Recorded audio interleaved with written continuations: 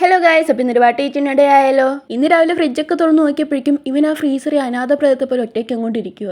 അല്ല, തെറ്റിൻ്റെ ഭാഗത്താ. കാരണം ഞാൻ തന്നെയാണ് 2-3 ദിവസം മുമ്പ് ഇവൻ ആ ഫ്രീസറിലോട്ട് കയറ്റി അനാഥനാക്കിയെങ്കിലും പിന്നെ ആ കാര്യം ഞാൻ അങ്ങോട്ട് ഓർത്തില്ല. പിന്നെ ഇവൻ്റെ കാര്യം ഞാൻ ഓർക്കുന്നത് ഇന്ന് രാവിലെയാണ്. പിന്നെ രാവിലെയാണ് എന്ന അഹങ്കാരമൊക്കെ ഞാൻ അങ്ങോട്ട് മാറ്റി വെച്ചിട്ട് ഐസ്ക്രീം അങ്ങോട്ടെടുത്ത് കഴിച്ചു.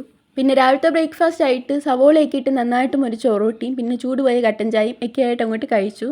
ഒരു 11 മണി 12 മണി ഒക്കെ ആയപ്പോഴേക്കും അമ്മയുടെ അപ്പച്ചിയൊക്കെ അമ്മേനെ കാണാൻ വേണ്ടി വന്നിട്ടുണ്ടായിരുന്നു. അപ്പോൾ ഇവർ ഫോൺ വിളിച്ച് ചോദിച്ചു, നീ എന്നൊക്കെ ഫ്രൂട്ട്സൊക്കെ കഴിക്കുമെന്നും.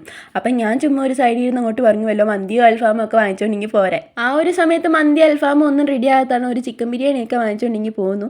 എന്തായാലും ഞാൻ ഗോളടിച്ചു. അതെല്ലാം കൂടെ ഒന്ന് ബാലൻസ് ആകാൻ ഒരു റംബൂട്ടാൻ എടുത്ത് അങ്ങോട്ട് കഴിച്ചു. ഈ ബാലൻസിങ്ങിന് റംബൂട്ടാൻ എന്നാ റോളെന്നാരും എന്നോട് ചോദിക്കേണ്ട.